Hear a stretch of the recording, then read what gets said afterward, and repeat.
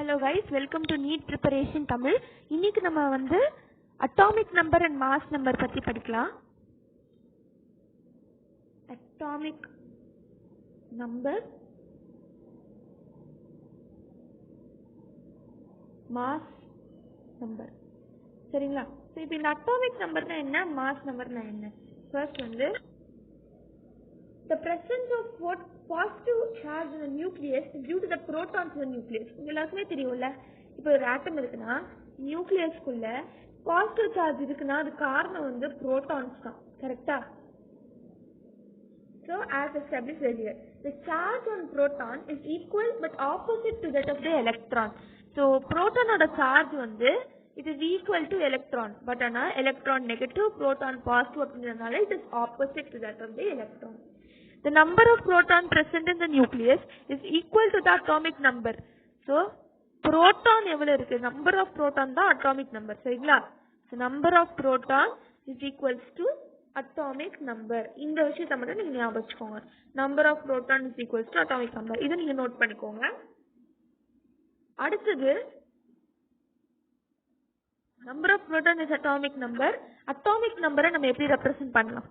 Atomic number we can represent it as Z. சரிங்களா? அடுத்தது for example the number of proton in the hydrogen nucleus வந்து proton வந்து 1 இருக்கு அப்படின்னா sodium atom ஓட atomic number are 1. Sorry, hydrogen atom ஓட atomic number are 1 and sodium atomல 11 proton இருக்குன்னா அதோட atomic number is 11. Therefore the atomic numbers will be coming as 1 and 11 for sodium. இப்போ hydrogen atomல ஒரு proton இருக்கு அப்படின்னா இதோட atomic number என்ன? 1. sodium atomல 11 proton இருக்கு அப்படின்னா இதோட atomic number என்ன? 11. புரியுதா? இப்போ in order to keep the electrical neutrality, இப்போ பிளஸ் மைனஸ்லாம் சுத்திட்டு இருக்கு. இப்போ இந்த ஆட்டமை நான் நியூட்ரலா வச்சுக்கணும். கரெக்டா? நியூட்ரலா வச்சுக்கணும். ஸோ இந்த நியூட்ரலிட்டியை நான் ஃபாலோ பண்ணணும் அப்படின்றதுக்காக தான் atom is equal in number of proton and neutron. இப்போ இந்த ஆட்டம் நியூட்ரலா இருக்கு அப்படின்னா நம்பர் ஆஃப் புரோட்டானும் நம்பர் ஆஃப் நியூட்ரானும் எலக்ட்ரானும் ஈக்குவலா இருக்கணும். சரிங்களா? ஸோ என்ன சொல்றாங்க, அட்டாமிக் நம்பர்ல நம்பர் ஆஃப் புரோட்டான், நான் ஸ்பெஷலா சொல்றதை மட்டும் நீங்க நோட் பண்ணிக்கோங்க, இது ஸ்பெஷல். ஓகேங்களா? in the nucleus of an atom is equal to number of electrons in neutral atom. So இந்த பாக்ஸ் போட்டது ரொம்ப இம்பார்ட்டன்ட், நோட் பண்ணிக்கோங்க. நெக்ஸ்ட் while positive, இதோட மோஸ்ட்லி நியூமெரிக்கல்ஸ்ல கேட்பாங்க. and while positive charge of the nucleus is due to protons, இப்போ positive charge is due to protons, we know that, no, it is due to protons.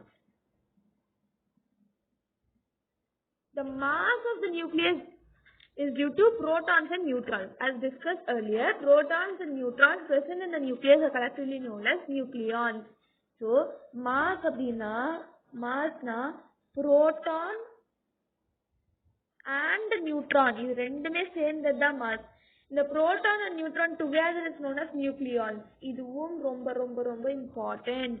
So massனா protons and neutrons சேர்ந்தது தான் mass.